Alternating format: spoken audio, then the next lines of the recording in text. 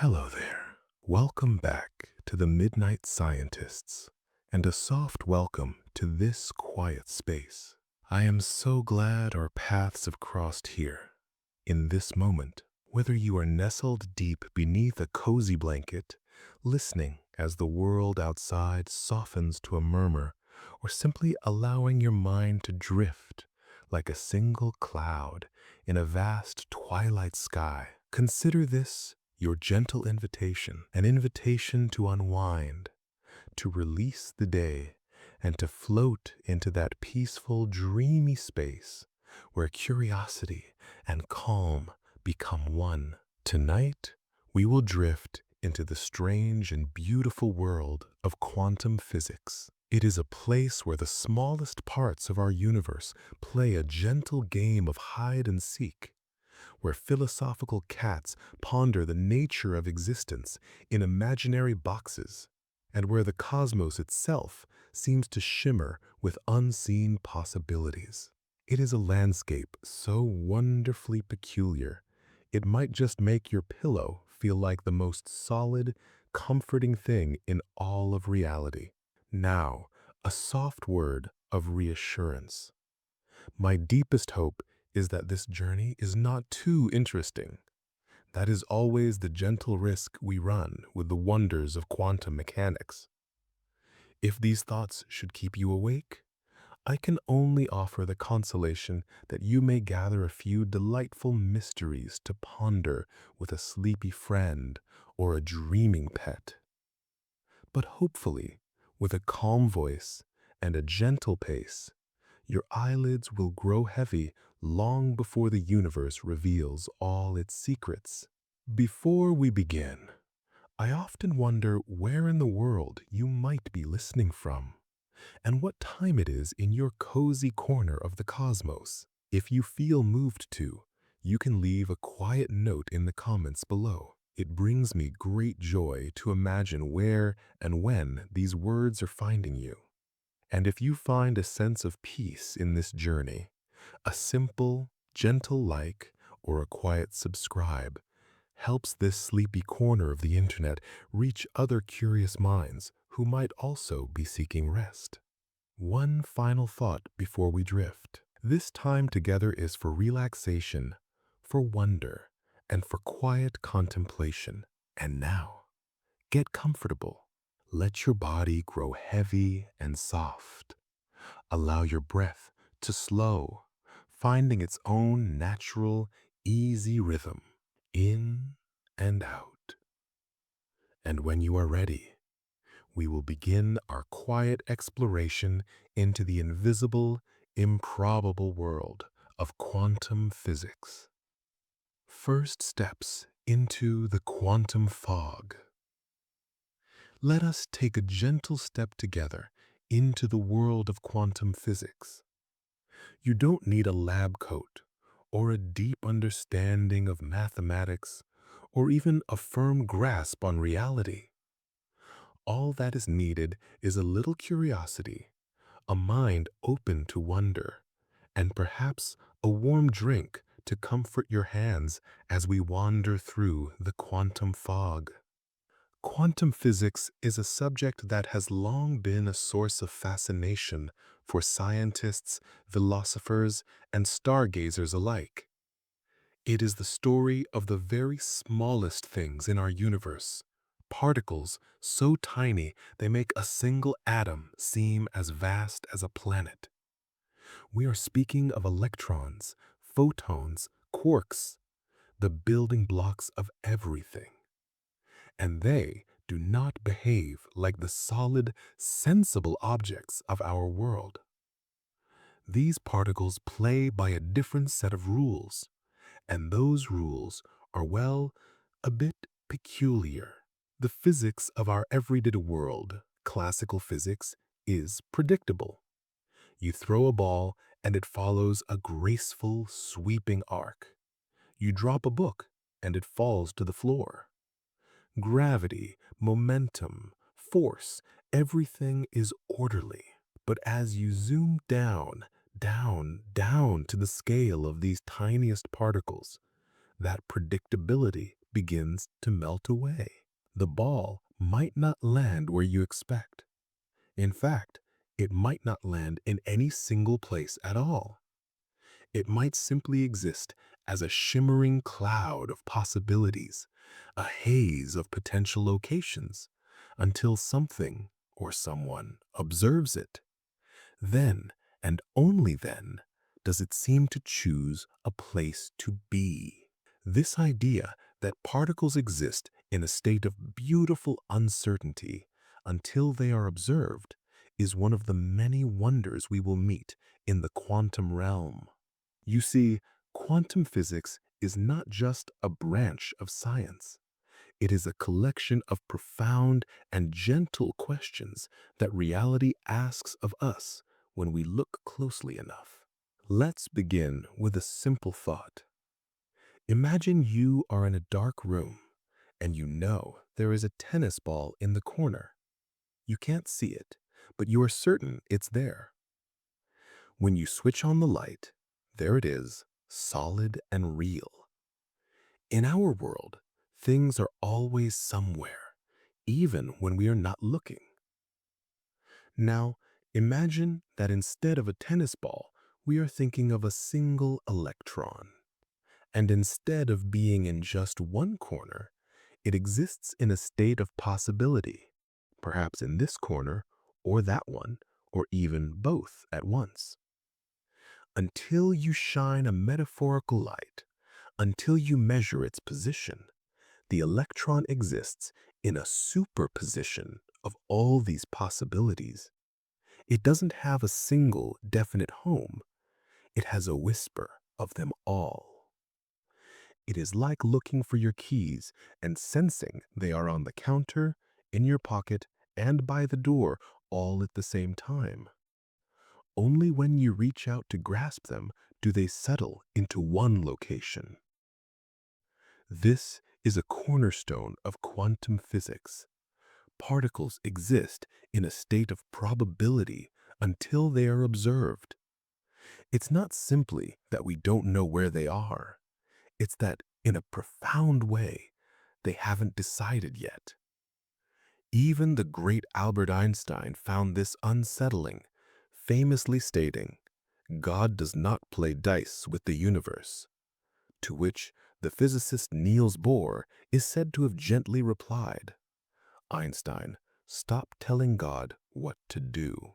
The mathematics that describes this hazy reality is called a wave function. It's a beautiful expression that paints a picture of probabilities, where a particle might be, what it might be doing. It's like a weather forecast for the soul of a particle, predicting not rain, but reality. And these quantum predictions are astonishingly accurate, matching what we observe with a precision that is almost musical. Let's just pause for a moment to appreciate how beautifully strange this is. We live our lives relying on certainty. The cup is on the table. Your feet are on the floor. But in the quantum world, certainty is a luxury. Everything is a maybe, a might be, a shimmering dance of potential. And yet, from this dance of probabilities, our solid, stable world emerges. Billions upon billions of quantum maybes somehow average out to become the very real table that holds your tea, a table that does not simply vanish into a cloud of possibilities. When enough particles gather together, their wild probabilities cancel each other out, and the predictable world of classical physics gently reemerges. But the quantum world is always there, humming quietly beneath the surface, powering everything, every chemical reaction in your body, every flicker of electricity in your brain, every sunbeam that warms your window. All are governed by these strange and gentle quantum rules. It is like discovering all your furniture is woven from invisible, shimmering threads, and yet your chair still holds you, safe and sound. The sun itself, would not shine without quantum physics. Deep in its fiery core, a process called quantum tunneling allows particles to pass through energy barriers they shouldn't be able to cross. Without this magical-seeming quantum permission slip, the sun would be a cold, dark sphere, and we would not be here to wonder at it all. And the very device you are listening on right now, its transistors, its lasers, its microchips, it owes its existence to our understanding of this quantum world. This very recording is brought to you by the strange behavior of subatomic particles. If that isn't a delightfully peaceful thought, I don't know what is. The rules of this realm are fascinating. They tell us that particles can be in more than one place at once, that they can become connected or entangled and influence one another across vast, impossible distances, and that the act of looking changes what we see, and that nature, at its very core, is not a machine, but a dance of probability. So, as we ease into this strange and subtle realm, let your imagination stretch a little. Picture electrons not as tiny dots, but as little clouds of possibility, each one a soft echo of the great mystery that underlies our universe. As you lie there, perhaps half listening, half dreaming, consider this. The very atoms that make up your body still obey these gentle, peculiar rules. You are, in a very real sense, made of quantum stuff, and so perhaps this world is not so strange after all. Perhaps it is home. Let that thought settle gently, like a sleepy electron deciding finally where it wants to be. The double-slit experiment, a whisper of reality. Imagine a particle, a single tiny electron drifting peacefully on its own. Now, picture a wall with two narrow slits cut into it, and behind that wall, a screen, waiting to catch a whisper of whatever passes through. What happens next in this simple theater of physics will gently twist your perception of reality. This is the double-slit experiment, one of the elegant and deeply settling demonstrations in all of science. Let us walk through it step by step. If we send electrons toward the wall with only one slit open, a simple pattern appears on the screen behind it, a single band, right where we would expect. The same happens if we open the other slit instead. Simple, logical. But what happens when we open both slits at the same time? Logic would suggest we should see two bands on the screen, a simple combination of the first two results. But that is not what happens. Instead, the electrons create a beautiful pattern of many alternating light and dark bands. It is an interference pattern, the kind we would expect to see if we were sending waves, not particles, through the slits. Places where waves have added together, and places where they have cancelled each other out. Let us pause here, because this is where physics begins to whisper its secrets. Electrons are particles, tiny, discrete bits of matter. They should go through one slit or the other, like tiny pebbles. Yet somehow, when both slits are open, they behave as if each one has spread out like a wave, passed through both slits at once, and interfered with its own path before landing on the screen. It becomes even more wondrous when we slow the experiment down, sending just one electron at a time. A single electron is launched. It hits the screen as a single dot. Then another is sent. It lands elsewhere. Dot by dot by dot. At first, the pattern is random, but as more and more single electrons make the journey, an astonishing picture emerges. The interference pattern returns. Even though each electron traveled alone, with no others to interact with, they collectively build this wave-like pattern. It is as if each electron, in its solitary journey, somehow knew both paths were open.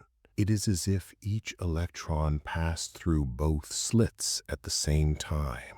This is one of the foundational truths of the quantum world. Particles, when unobserved, behave like waves of probability. An electron does not have a definite path. It exists in a cloud of potential, a superposition that includes the possibility of going through both slits at once. And here is the most mysterious part. The moment we try to observe which slit the electron goes through, by placing a tiny detector at one of the slits, the magic vanishes. The wave-like behavior stops, the interference pattern disappears, and we are left with just two simple bands, as if we were throwing pebbles after all. The simple act of looking, of measuring, changes the outcome. By asking the question, "Which path did you take?" we gently force the electron out of its ghostly indecision. It is not that the particle is shy. It is that the very act of measurement collapses its wave of possibilities into a single concrete reality. Before you look, it is a wave. After you look, it is a particle. This is called wave-particle duality. Imagine you are at a concert. The music you hear is a smooth, continuous wave of sound. But now imagine you could only hear that music in tiny individual packets of sound, one note at a time. That is what light and matter do. Sometimes they behave like a smooth flowing wave, and other times they arrive in discrete, particle-like packets. So is the electron really going through both slits at once? Or are we simply misunderstanding something? Here, quantum mechanics just gives a polite, gentle shrug. The most common understanding, the Copenhagen interpretation, suggests that it is pointless to ask what the electron is doing when we're not looking. Until we measure it, it simply doesn't have a defined path. It exists as a cloud of maybes. The act of measurement crystallizes one of those maybes into a single is. Other ideas exist, like the many worlds interpretation, which suggests the electron does go through both slits, but in different parallel universes that branch off in that moment. Or the pilot wave theory, which imagines the particle is guided by a hidden, invisible wave. But whichever story feels most comforting, the experiment remains. It shows us, time and again, that particles can behave like waves, that reality shifts when we interact with it, and that the world on its smallest scale is profoundly, beautifully different from the one we experience every day. Imagine you are walking in a dream forest. The path ahead is not fixed. It shimmers, responding to your presence. The trees rearrange themselves as you look at them. The path only becomes solid where you place your feet. The quantum world is like that forest. It is a place of potential, and the double-slit experiment is like a small crack in the wall of our world, allowing us a peek into that shifting, dreamlike landscape. And as you drift deeper into your own dreams, let that idea echo gently, that underneath the surface of everything, the universe is a soft sea of probabilities, and we, the curious dreamers, are part of the process that gives it shape. Superposition, the land of and. Let us ease our way deeper now into the quiet corridors of a quantum world. You have met particles behaving like waves and seen reality hesitate until it is observed. Now it is time to meet one of its most beautiful ideas, superposition. The word itself sounds poetic, like something found in a dream or in the soft folds of a cloud. And in a way, it is. Superposition is the quantum way of keeping your options open. It is a particle gently saying, I could be this, or I could be that, or perhaps I am both at once. Let's not decide just yet. At its heart is this simple but profoundly strange notion. Until something is measured, it can exist in multiple states at the same time. Imagine flipping a coin. In our world, once it lands, it is either heads or tails. The outcome is fixed. But in the quantum world, a particle is like that coin suspended in midair, spinning endlessly, being both heads and tails simultaneously. Only when you catch it, only when you observe it, does it settle on one reality. It is not that we are unsure of its state, it is that the particle literally exists in a superposition of all its possible states until we look. Let's think about our friend the electron again. An electron has a property called spin, which is like a tiny internal compass that can point either up or down. Those are the only two choices. But until we actually measure it, the electron is in a superposition of both spin up and spin down. It's not 50-50 undecided. It's a true and gentle blend of both at the same time. The moment we measure it, the superposition collapses and it becomes either one or the other. Before the measurement, it lived in the land of and. This concept is famously and gently illustrated by one of the most well-known thought experiments in science, Schrödinger's cat. In the 1930s, the physicist Erwin Schrödinger proposed this idea to show just how strange quantum mechanics can seem. In a calm, metaphorical tone, imagine a cat in a sealed box. With it is a single radioactive atom. There is a 50% chance the atom will decay in 1 hour. If it decays, it triggers a device that releases a poison. If it does not, the cat remains safe. Now, because the atom is a quantum system, it exists in a superposition of both decayed and not decayed. Following the logic, this would mean the cat, its fate linked to the atom, is also in a superposition. It is both alive and not alive at the same time, in a fuzzy, ghost-like blend of both possibilities. Only when you open the box does the superposition collapse and the cat's fate become definite. Now, before we worry about this imaginary cat, it is important to know that Schrödinger created this thought experiment to critique the idea, to show how strange it seems when applied to large objects. In reality, large objects like cats or chairs don't maintain these delicate superpositions.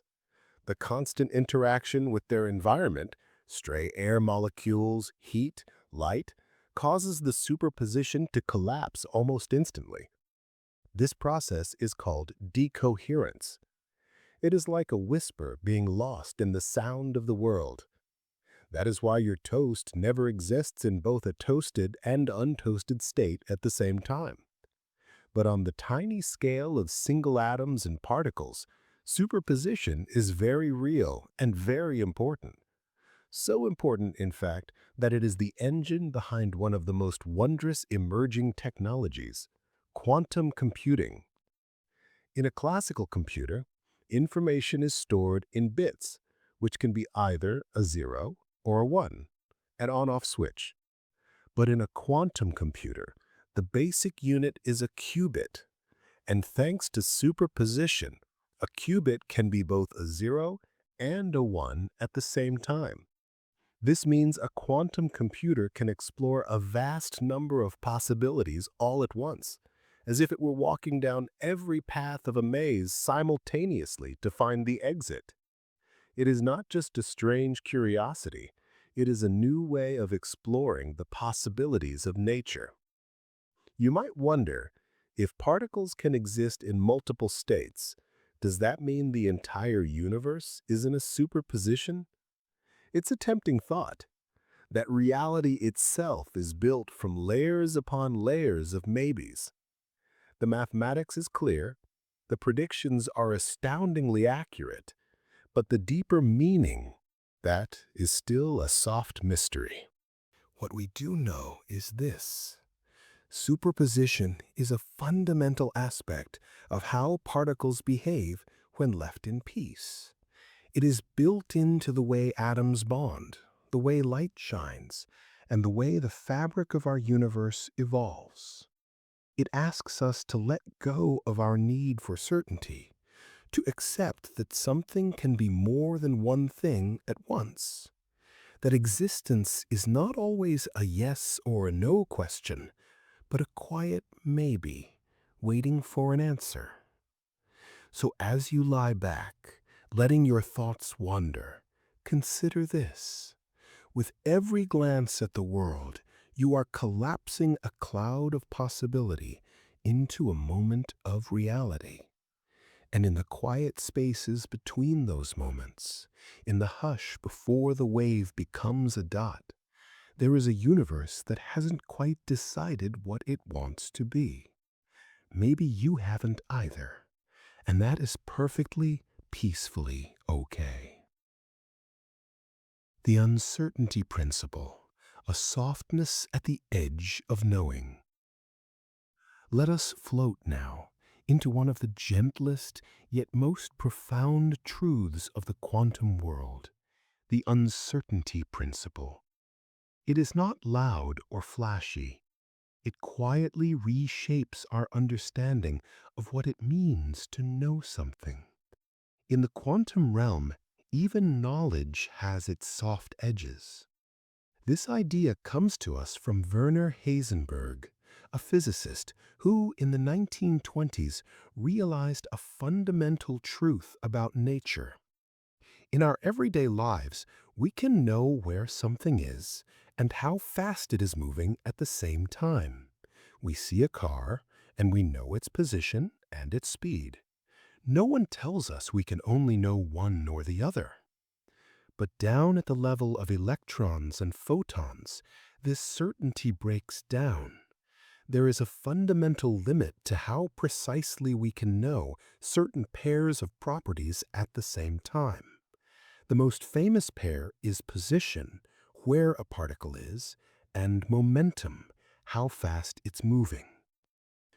The uncertainty principle tells us that the more precisely we know a particle's position, the less precisely we can know its momentum. And the more we know about its momentum, the fuzzier its position becomes. This isn't because our tools are clumsy. It isn't a matter of needing a better flashlight. It is a fundamental feature of the universe. Nature itself keeps some things permanently, gently blurred. Imagine trying to find a tiny luminous firefly in a dark room. The moment you shine a bright light on it to see exactly where it is, the light itself nudges the firefly, changing its motion, its momentum. Or if you try to track its path to measure its speed, you lose the precise sense of where it was at any single instant. The more you clarify one aspect of its reality, the softer the other becomes. At its heart, this is what Heisenberg revealed. The world at the quantum level is not a tidy place of fixed attributes. It is a symphony of uncertainty, an ever-shifting landscape where knowing one truth gently erases another. There is a minimum level of uncertainty woven into the very fabric of existence. This isn't just a philosophical curiosity, it is essential to our existence. The uncertainty principle is the reason why atoms are stable. You might think an electron should be pulled directly into the nucleus of an atom, causing it to collapse. But if the electron were confined to that tiny space, its position would be very well known. To obey the uncertainty principle, its momentum would have to become wildly uncertain, giving it a tremendous amount of energy, enough to resist that collapse and push it back out. The atom holds its shape thanks to this delicate dance of uncertainty. Without this principle, there would be no chemistry, no molecules, no matter as we know it. It is one of those quiet foundational truths that holds the world together. Picture a blurry photograph, not out of focus, but soft and dreamlike. You see a shape in the distance, a flicker of movement, but as you try to focus on it, the rest of the image seems to slip away. That is quantum uncertainty. It is not chaos, it is a profound and structured indeterminacy, an elegant reminder that we do not just observe the universe, we participate in shaping what can be known. For large objects like us, this uncertainty is so infinitesimally small that it is completely unnoticeable. You can know the position and speed of a tennis ball with incredible precision. But at the quantum scale, the uncertainty principle reigns supreme. It draws a soft curtain between possibility and measurement. Some may find this unsettling, this loss of perfect knowledge. But there is another way to see it. The uncertainty principle is also a gentle invitation to let go, to release the need for absolute precision, to understand that even at its most fundamental level, nature allows for flexibility, for openness, for the beautifully indeterminate. It reminds us that the world is not rigid. It breathes, it shimmers, it dances between being and becoming. And perhaps in the quiet of the night, as your mind drifts between thought and dream, that is the most comforting truth of all, that reality, at its deepest level, has a softness to it, a blur, a breath, a margin of mystery. And that mystery is not a flaw, it is a feature. Entanglement. Spooky action at a distance. Let's take a deep breath and tiptoe into one of the most enchanting and wondrous corners of the quantum world, entanglement. It is a word that describes a connection so deep, so mysterious, that even Albert Einstein called it spooky action at a distance. And while it is indeed spooky, it is also very real. Quantum entanglement is what happens when two or more particles become linked in such a profound way that they behave as a single system, no matter how far apart they are. The state of one instantly influences the state of the other.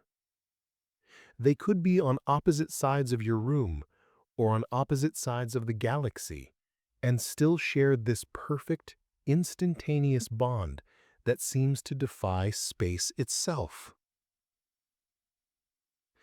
Let us explore this gently.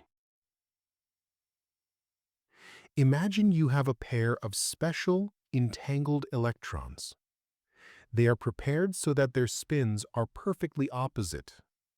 If one is measured to be spin up, the other must instantly be spin down. It is like a cosmic promise they have made to each other.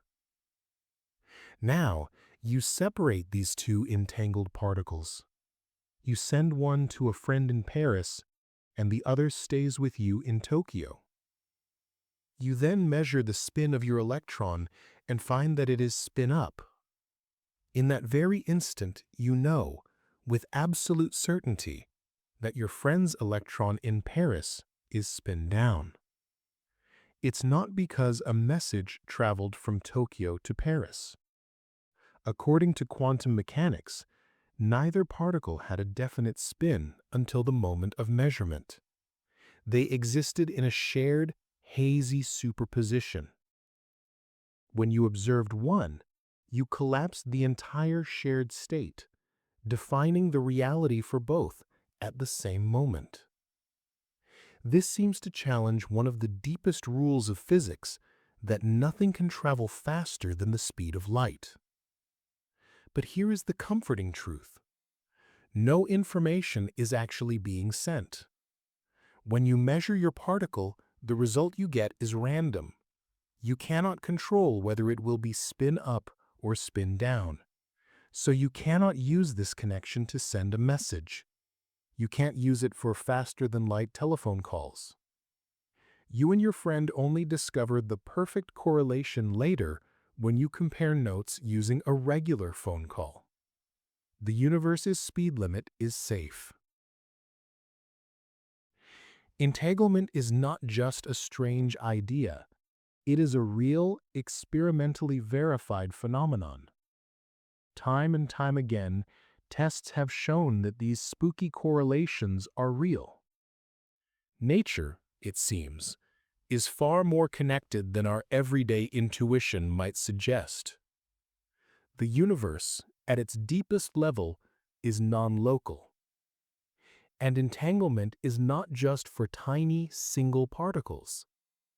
Researchers are exploring how this interconnectivity works in larger and larger systems, seeing the boundary between the quantum and classical worlds slowly soften.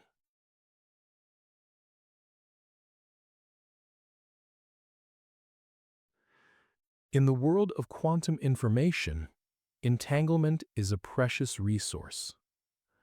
Quantum cryptography, for instance, uses entangled particles to create perfectly secure communication.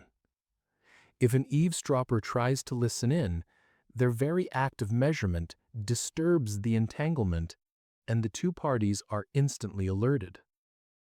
It is like a magical lock that tells you if someone is trying to pick it. And quantum teleportation, while not like the science fiction version, allows the precise quantum state of one particle to be transferred to another over a distance, using entanglement as a bridge. This has been done in labs over hundreds of kilometers. Entanglement allows a quantum computer to weave its qubits together into a complex web of relationships, allowing it to process an incredible number of possibilities at once. But beyond the technology, entanglement invites us to think differently about what it means to be separate. In our world, if two things are far apart, they are independent. But in the quantum world, distance is not so decisive. It is as if the universe, at its deepest level, remembers that some things were once together, and that memory creates a bond that distance cannot break. This connection is delicate. It can be easily disrupted by noise and heat.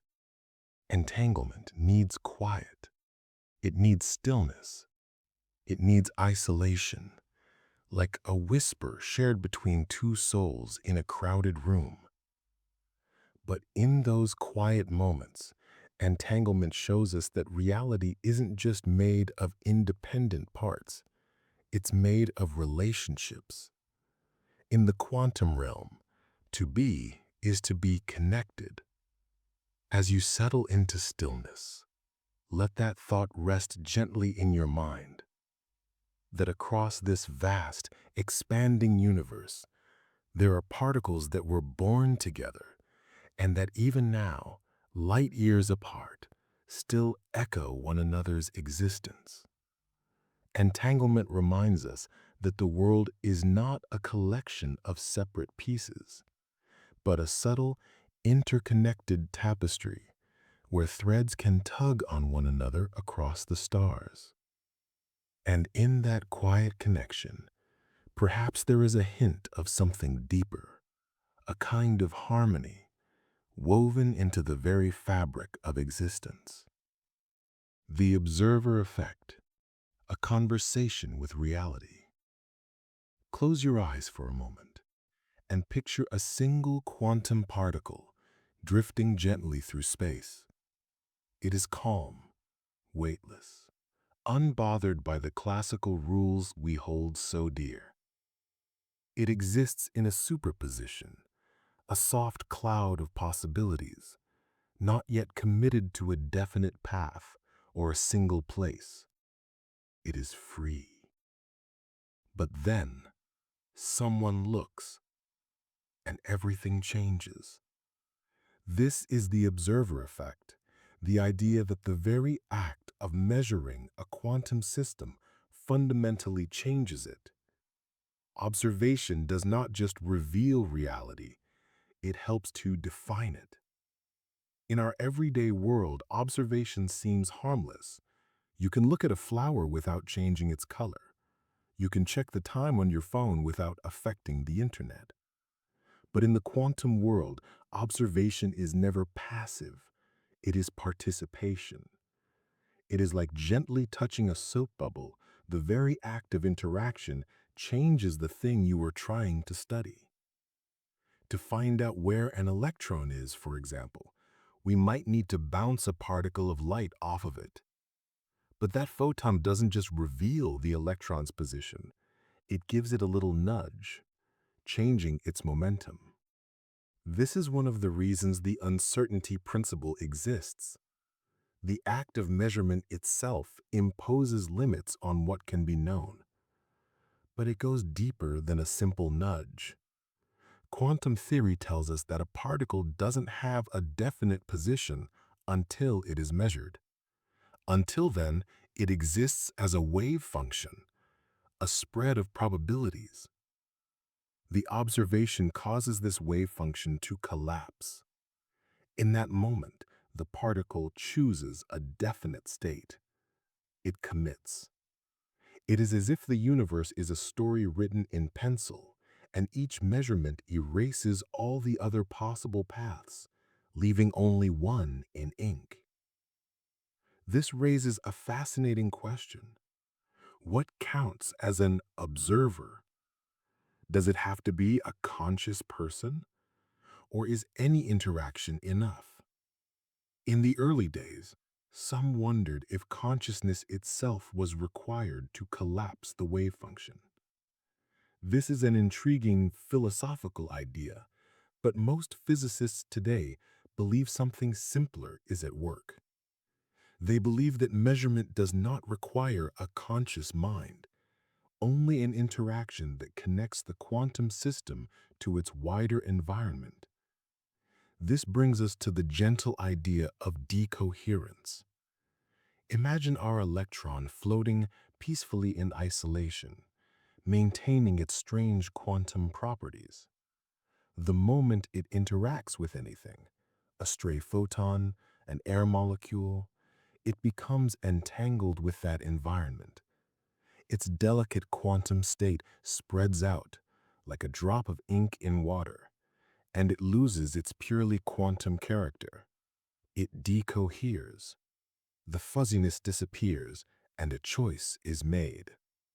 So in this view, a measurement is simply a special kind of entanglement that pulls a quantum system out of its quiet solitude and into the definite classical world. Still, a deep mystery remains. Why do we only ever see one outcome? If a system can be both A and B, why do we always measure either A or B? The many worlds interpretation offers one answer. All outcomes do happen, just in separate branching universes. When you measure the electron, the universe splits. In one branch, you see spin up. In another, an equally real version of you sees spin down. The wave function never truly collapses. Reality simply branches. But whether the universe splits or the wave function collapses, the observable truth remains. The act of measurement changes the system. This isn't something to fear. It is something to wonder at. It means that reality is not just a static picture waiting to be seen. It is a conversation where our questions help shape the answers. When you observe something in the quantum world, you are not just gathering information. You are changing the story. You are turning a page. You are asking the universe to commit to a sentence it had not yet written. We are not just an audience to reality. We are participants. You might ask, as Einstein once did, what about the moon? Does it cease to exist when no one is looking? And thankfully, we can rest easy. A large object like the moon is interacting so constantly and so thoroughly with its environment, with light, with gravity, with cosmic dust, that its quantum nature is completely washed out by decoherence. Its wave function collapses billions of times a second. So yes, the moon is still there. You can sleep peacefully. But for the tiny particles, suspended quietly in their quantum dreams, the story is different. They do not make up their minds until we ask. And as you lie there, half in dream and half in thought, imagine this.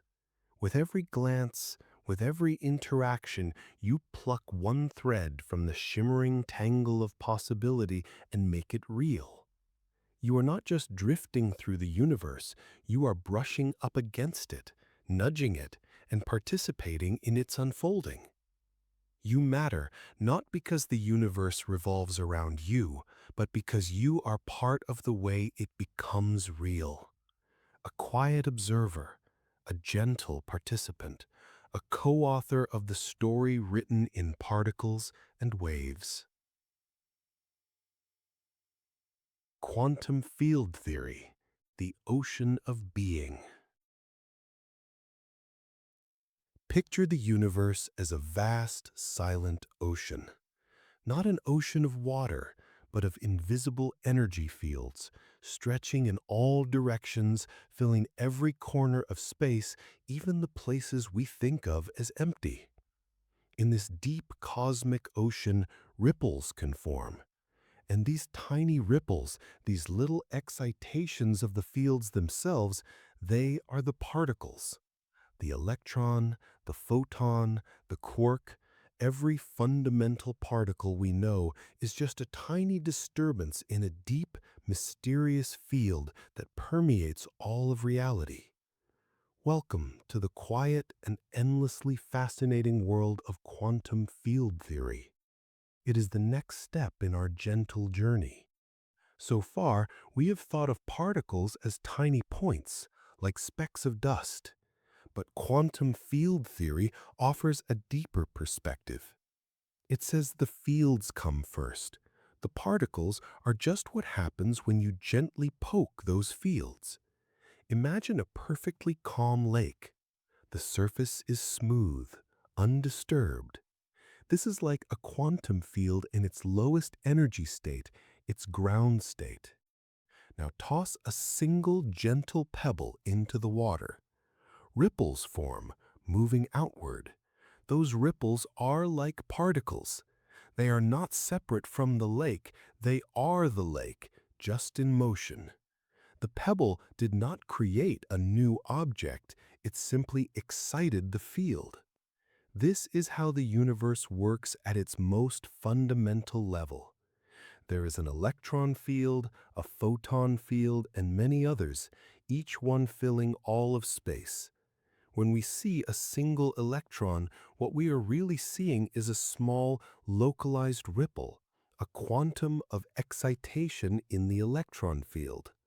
That ripple moves, interacts, and can eventually fade, returning its energy to the field, like a ripple smoothing back into the lake. This helps us understand the nature of empty space.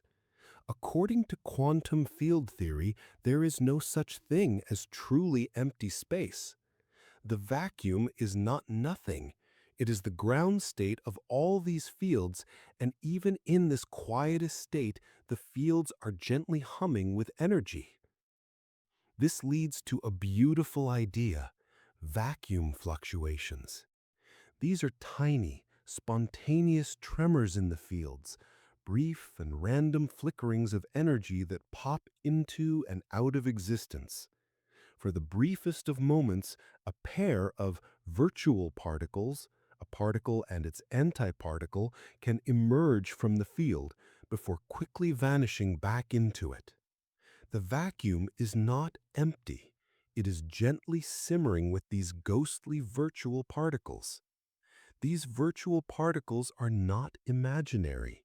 They are the messengers of the universe. When two electrons repel each other without touching, how do they do it? According to quantum field theory, they exchange virtual photons. These are not real particles, but ephemeral go-betweens that carry the electromagnetic force. All the fundamental forces of nature are carried by these silent virtual messengers whispering instructions across the cosmos. So here we are, floating in a sea of fields. Particles rise and fall like gentle ripples. Forces are exchanged through silent messengers, and beneath it all, the vacuum hums with a quiet, jittery energy. This beautiful picture does hold one of the deepest puzzles in all of physics. When scientists try to calculate the energy of this humming vacuum, the number they get is astronomically large, so large that it should have caused the universe to expand with unbelievable speed, preventing stars and galaxies from ever forming. Yet here we are. The observed energy of the vacuum is tiny, almost zero. The disagreement between the theoretical prediction and the observed reality is the largest in all of science, a quiet puzzle known as the vacuum catastrophe. Physicists are still gently pondering this mystery. But let us not worry. Let us instead marvel at the fact that the vacuum, the nothing, is actually the stage upon which everything plays out. A vast, invisible canvas filled with potential. Even you, resting in your bed, are made of these fields. Your atoms, your cells, your thoughts, all of it arises from this quantum field playground. You are not separate from the universe. You are the universe, briefly arranged in the shape of a person. Isn't that a lovely thought to drift off with? So next time you hear the word nothing, remember that the vacuum isn't truly empty. It is buzzing with unseen energy. It is a cradle of creation humming quietly beneath the stars. And the particles we thought were the building blocks of reality are really just the surface ripples of something far deeper, something continuous and serene, something that doesn't just exist, but dances. Quantum tunneling, passing through walls. Imagine walking up to a solid stone wall. You press your hand against its cool, unyielding surface.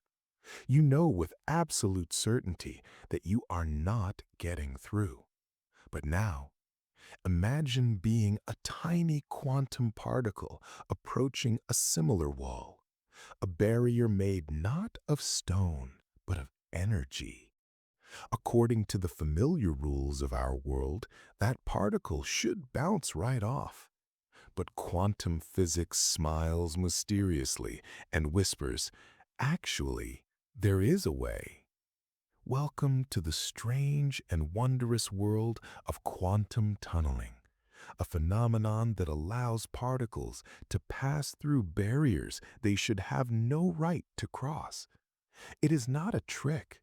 It is simply how the universe works deep down. In our world, an object needs enough energy to get over a barrier. A ball needs enough speed to roll over a hill.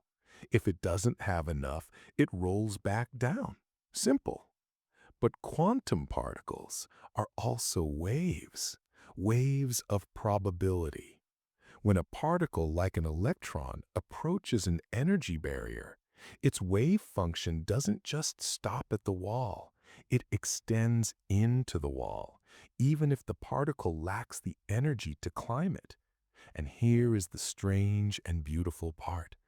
The wave function also extends out the other side of the wall, though a little weaker. This means there is a small but very real probability that the particle can be found on the other side, having seemingly passed through the barrier without ever going over it. This is quantum tunneling. It is as if the ball, without enough energy to roll over the hill, simply, poof, appears on the other side, not by breaking the hill or climbing it, but simply by being there. The particle isn't teleporting. Its wave of possibility simply leaks through the forbidden region. And if the barrier is thin enough, that small probability becomes reality. Does this actually happen? All the time. Quantum tunneling is essential to the universe as we know it. Let's think about the sun.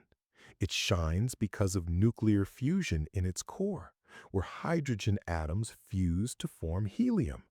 But even in the sun's intense heat, the hydrogen nuclei repel each other and shouldn't have enough energy to get close enough to fuse.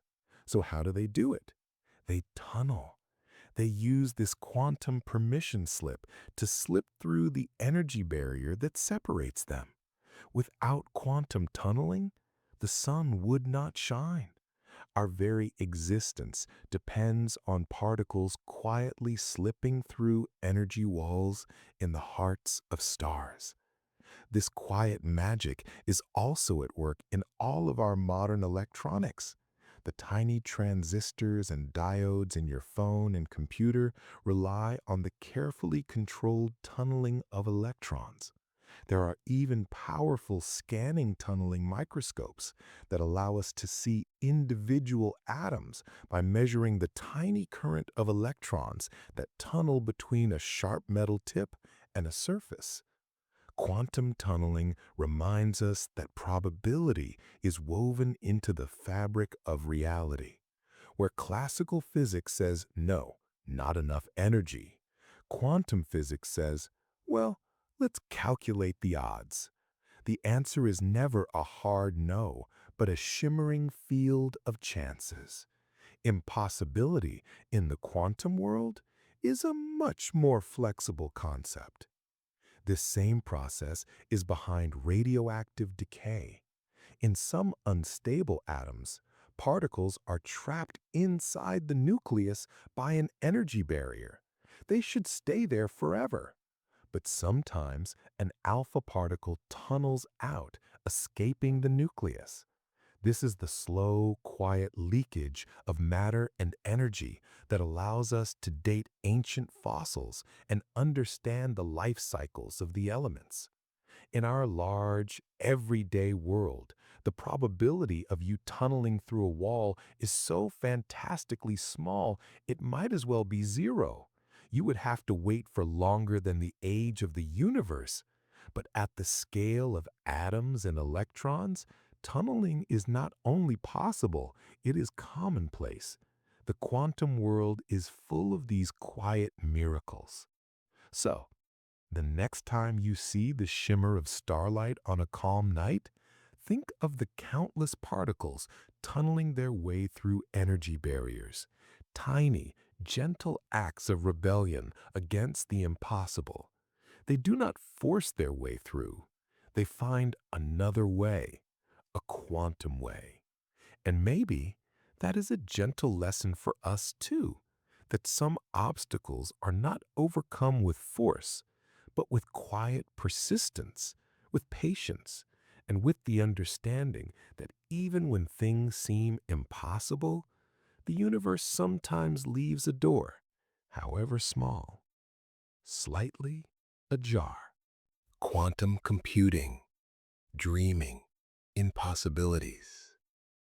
Let's take a moment now to imagine a world where the word maybe is not a sign of indecision, but a source of incredible power. A world where information is not just a yes or a no, but an elegant, swirling superposition of all possibilities. Welcome to the world of quantum computing. This is not science fiction. It is a very real and rapidly developing field that uses the strange and beautiful rules of quantum physics to process information in ways that ordinary computers simply cannot. At the heart of our everyday computers are bits. Each bit can be a 0 or a 1, an on-off switch, simple and powerful. But there are certain kinds of problems, especially those involving a staggering number of combinations that would take even the fastest classical computer trillions of years to solve. That is where quantum computing enters. Instead of bits, it uses qubits. And a qubit, thanks to superposition, can be both a 0 and a 1 at the same time. Imagine a spinning coin. While it is in the air, it is a blend of both heads and tails. A qubit is like that, a shimmering combination of both states. This means that with just a few qubits, you can explore an astronomical number of possibilities all at once. With just 50 qubits, you could hold over a quadrillion states simultaneously. This is the source of a quantum computer's potential power. It's not just about speed, it's about a profound kind of parallelism. A classical computer is like a very diligent librarian, checking every book in the library one by one. A quantum computer is more like a magical librarian who can open all the books at once, read them all in parallel, and then gently collapse the possibilities into a single, meaningful answer. But this magic comes with a catch. Quantum systems are incredibly delicate. The slightest disturbance from heat, light, or a stray vibration can destroy the fragile quantum states. This problem, decoherence, is the greatest challenge in building these machines. To keep qubits stable, they must be kept in extreme isolation, often in chambers chilled to just a fraction of a degree above absolute zero, colder than the deepest regions of outer space. The field is still young and experimental, full of promise. And one of its most exciting promises is in helping us understand the quantum world itself. Simulating quantum systems like complex molecules for drug discovery or new materials for better batteries is incredibly difficult for classical computers, but a quantum computer is a natural fit. It's like using water to simulate waves. Quantum computing isn't a miracle switch that will solve every problem, but for the problems it can help with, the potential is enormous. It is a union of logic and uncertainty, of probability and precision. It takes the abstract wonder of the wave function and turns it into a tool for discovery.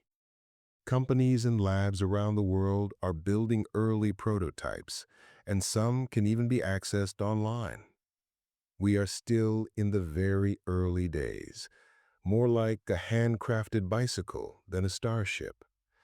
But the path is being paved. Just imagine a computer that doesn't just answer a question, but explores all possible answers at once. A device where memory exists not as zeros and ones, but as shimmering clouds of maybe. And who knows, someday, perhaps not too far from now, the most powerful ideas in the universe might be explored on machines that think, simulate, and dream in a language written not in black and white, but in the soft and subtle shades of quantum gray. Interpretations, the garden of quantum thought. Let us relax now and imagine that we are peering into the heart of a great mystery. We have seen superposition, entanglement, and uncertainty. We know the mathematics works with breathtaking precision. But a gentle question remains. What does it all mean? This is the garden of the interpretations of quantum mechanics, different ways of understanding what the theory is truly telling us about reality. Let us drift gently through a few of these ideas, not as competing truths, but as different dreams of the same universe. We begin with the Copenhagen interpretation, one of the oldest and most widely taught. It offers a gentle, minimalist philosophy. The wave function is simply a tool for predicting outcomes. In this view, an electron doesn't have a definite position until we measure it. The act of measurement collapses its cloud of possibilities into a single reality. Copenhagen says, don't ask what is really going on. The theory works. Be content with the answers it gives. It is practical, and for many, it is enough. But some minds have never been content to stop it. Don't ask. Let us float now into one of the most imaginative possibilities, the many worlds interpretation. This idea proposes that the wave function never collapses at all. Instead, every possible outcome of a quantum event happens, just in separate, parallel universes. When you measure an electron's spin, the universe branches. In one reality, you see spin up. In another, a different version of you sees spin down. The universe is a constantly branching, cosmic tree of alternate realities. In this view, superposition is not a sign of indecision. It is a glimpse of all the worlds that are real.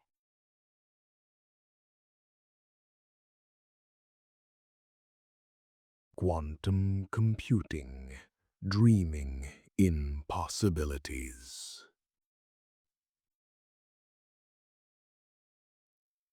Now, let's shift to something a little different, the pilot wave theory. In this interpretation, particles always have definite positions. They are real things, moving along real paths. The wave function still exists, but it acts as a pilot wave, a gentle, invisible current that guides the particles on their journey. It's like a surfer riding a wave. The particle is the surfer, and the pilot wave is the ocean swell that determines where it goes. This view restores a sense of realism, but it suggests that particles can be influenced by this wave instantaneously across vast distances. Another family of ideas are the objective collapse theories. These say that wave functions do collapse, but not because of us. The collapse is a real physical process that happens on its own, spontaneously. For a tiny particle, this collapse is very rare. But for a large object made of trillions of particles, like a cat or a chair, these tiny spontaneous collapses happen so frequently that it is always in a definite state. This view tries to explain why we don't see quantum weirdness in our everyday world. The universe itself smooths it out. And for a more personal philosophical twist, there is cubism or quantum Bayanism. In this view, the wave function is not a description of the world itself, but a description of our beliefs or knowledge about the world. It is personal and subjective. When a measurement happens, it doesn't collapse an objective wave function out there in the world. It simply updates our knowledge, like a poker player adjusting their odds after seeing a new card. It shifts the focus from what the world is to how we, as agents, interact with it. So where does this leave us?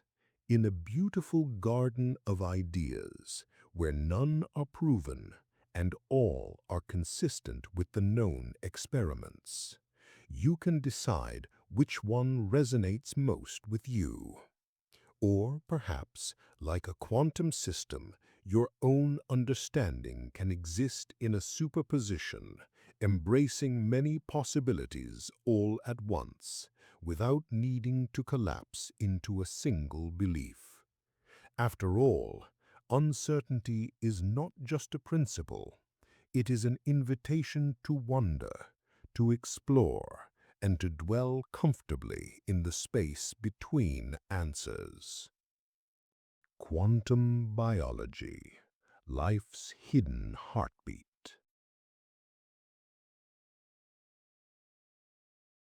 Let us now take a gentle detour away from sterile labs and toward the heart of something far more familiar, life itself. Plants stretching toward the sun, birds migrating across continents, your own body breathing and dreaming.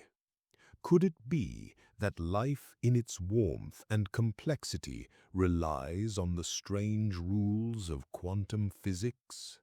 A new and blossoming field called quantum biology is beginning to find tantalizing clues. Let us begin with something green. Photosynthesis is how plants turn sunlight into energy. When a photon of light hits a leaf, its energy must be transported with incredible efficiency to a specific location called the reaction center. Classically, you'd expect this energy to bounce around randomly until it finds its destination.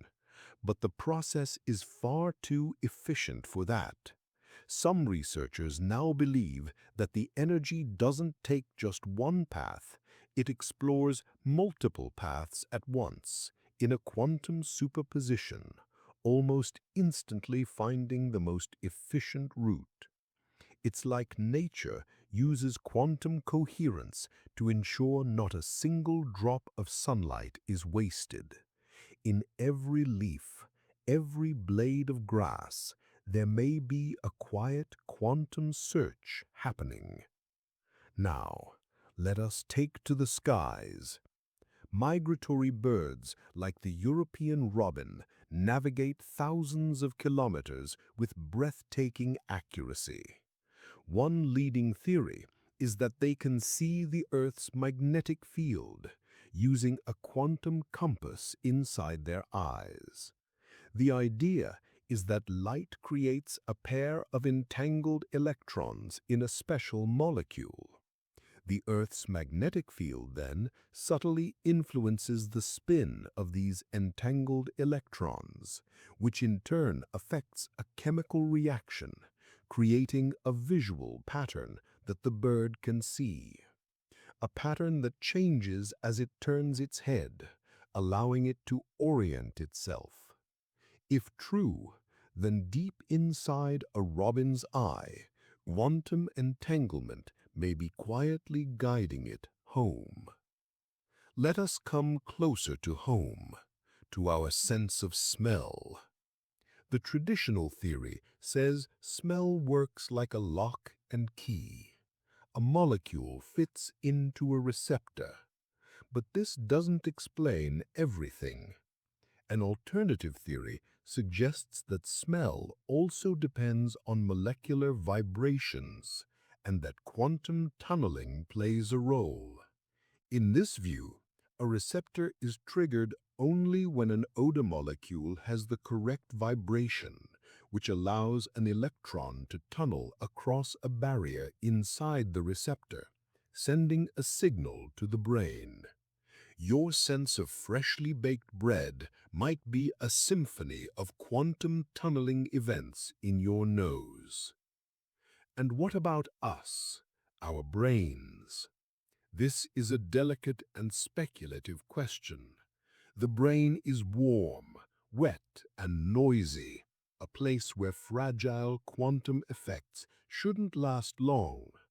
However, some researchers have proposed that tiny structures inside our neurons might be able to support quantum processes, and that these effects could even be linked to consciousness itself. This is a very controversial idea, far from mainstream science, but it invites us to look at the brain not just as a classical computer, but as something deeply interwoven with the laws of physics at every level. Quantum biology is still in its infancy, but even the possibility that life uses these strange quantum tools is a source of deep wonder. It suggests that evolution, in its tireless creativity, may have discovered and harnessed quantum weirdness long before we did. That inside every cell, every eye, every breath, there may be a hidden quantum heartbeat. And maybe, just maybe, part of what it means to be alive is built not just from molecules, but from the shimmering, dancing rules of quantum mechanics, the rules that let particles tunnel through walls and birds find their way home by seeing invisible forces in the sky. The quantum universe, from atoms to stars. Let's take a deep, quiet breath together as we look not just down into the quantum world, but outward to the grand, star-speckled universe. Because quantum mechanics doesn't stop at the microscopic. It is the foundation upon which everything stands, including galaxies, including stars, including you. It scripts reality in soft, subatomic strokes. Let's begin with atoms. The very structure of an atom is a quantum masterpiece. Electrons do not orbit the nucleus like planets around a sun. Instead, they exist in orbitals, fuzzy clouds of probability with beautiful specific shapes, all dictated by the solutions to quantum wave equations. And electrons can only exist at specific quantized energy levels. This is what gives atoms their unique identities. It is why hydrogen is different from helium, why gold glows, and why copper shines. Every molecule in your body is made possible by electrons obeying these strange, rule-bound quantum laws. One of the most important of these rules is the Pauli exclusion principle. It gently insists that no two electrons can occupy the exact same quantum state at the same time. They must find their own unique place. This is why atoms have structure, with electrons building up in successive shells. It is why matter takes up space. The resistance you feel when you press your hand against a table is the collective whisper of countless electrons, all politely refusing to share the same quantum state. It is the reason the world feels solid. This quantum behavior governs how atoms bond to form molecules. The entire machinery of chemistry, and therefore biology, is driven by the quantum dance of electrons being shared or exchanged between atoms. Without quantum mechanics, there would be no water, no DNA, no you. Just a formless soup of particles, politely refusing to connect. Now, let's look up to the night sky. The light you see from distant stars is born from quantum tunneling, allowing fusion to happen in their cores. And when those stars die, they are often held up against collapse by that same Pauli exclusion principle, creating ultra-dense white dwarfs and neutron stars, objects where matter is crushed to unimaginable densities, supported only by quantum pressure. And let's zoom all the way back to the very beginning. Moments after the Big Bang, the entire universe was a quantum playground. Many cosmologists believe that tiny, random quantum fluctuations in that primordial state were stretched by the rapid expansion of the universe, and these tiny ripples eventually grew into the vast cosmic structures we see today: the galaxies, the stars, and the planets. In this view, everything you see, everything you are, can be traced back to a single quantum jitter at the dawn of time. You are the result of an ancient fluctuation in the vacuum, magnified by the expansion of space. It is easy to think of the quantum and classical worlds as separate, but in truth, the world we see and touch emerges from the quantum world. The solidity of a table is built upon the uncertainty of its parts. The certainty of our world is grounded in the probabilities of a deeper one. It is humbling, isn't it, to know that the things that feel most real, your heartbeat, the floor beneath your feet, are built upon phenomena you can never see. Invisible patterns, subatomic probabilities, and tiny, dancing wave functions adding up to become you.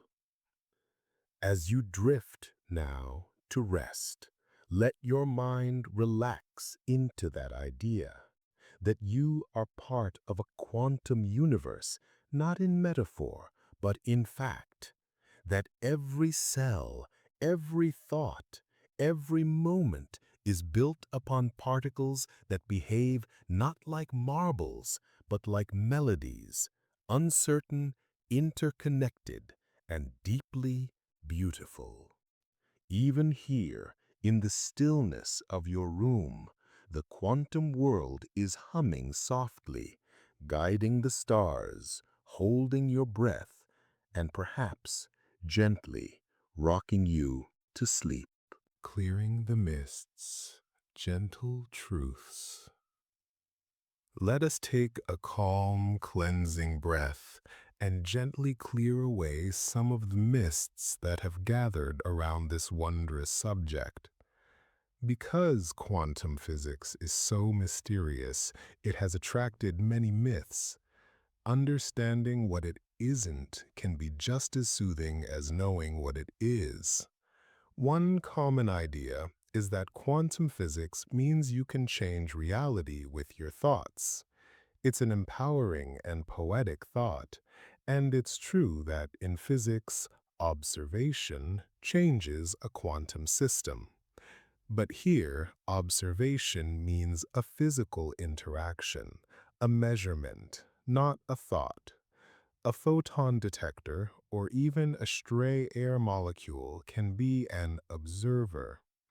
Your thoughts are wonderfully powerful in your own life, but they do not collapse wave functions across the cosmos. Reality is a shared canvas, not a personal projection screen. Another whisper you may have heard is that quantum entanglement allows for faster-than-light communication. While the connection between entangled particles is indeed instantaneous, it cannot be used to send a message. The outcome of any measurement on your particle is completely random. You cannot control what you get, so you cannot encode a message in it. You only notice the perfect correlation with your partner particle later when you compare results using normal light speed communication. The universe's speed limit is safe. And what of Schrödinger's cat, supposedly both dead and alive? This was a thought experiment designed to show how strange quantum ideas become when applied to our large world. Schrödinger wasn't suggesting that cats actually live in this ghostly limbo. In reality, a large, warm object like a cat is so entangled with its environment that any quantum superposition would collapse almost instantly. So no, there are no zombie felines. The thought experiment is a philosophical prompt, not a literal prediction. Finally, some believe quantum physics is just random and chaotic, but this too is a myth. While individual outcomes can be probabilistic, the system as a whole is governed by precise, elegant mathematical rules. It is not chaotic, it is statistical. There is randomness, but it is cradled in a deep and profound order. So, if you have ever wondered about these myths, do not worry. They come from a beautiful and natural desire to connect with the deeper workings of the universe. The true magic is that the world is strange, beautiful, and deeply connected, not because we wish it to be, but because that is how it is. And perhaps that is the softest and most powerful truth of all, that reality is participatory, that it is shaped by relationships, and that even the smallest piece of the universe responds to its context. A final, gentle drift. And now, as we float gently to the end of our quiet journey, let us return softly to where we began. We started with an invitation to wonder and to drift through a universe more mysterious and peculiar than it first appears. A universe built not on certainties, but on possibilities. We have met electrons that dance like waves, watched photons slip through two doors at once, and seen how the light of stars is sparked by tunneling particles. And through it all, one thing has remained clear. The more we learn, the more astonishing the world becomes. So if this gentle journey has helped you unwind, helped you relax, or simply filled your evening with a sense of quiet awe, I am truly grateful. Thank you for being here. Now, whether your night leads you to dreams of wave functions and starlight, or you have already drifted into the soft silence of sleep, remember this: the universe is not made of things. It is made of stories, of patterns, of relationships, of probabilities. And you, dear listener, are part of that unfolding story, woven quietly and exquisitely into the fabric of reality itself. Sleep well, and may your dreams be as wondrous as the universe that holds you.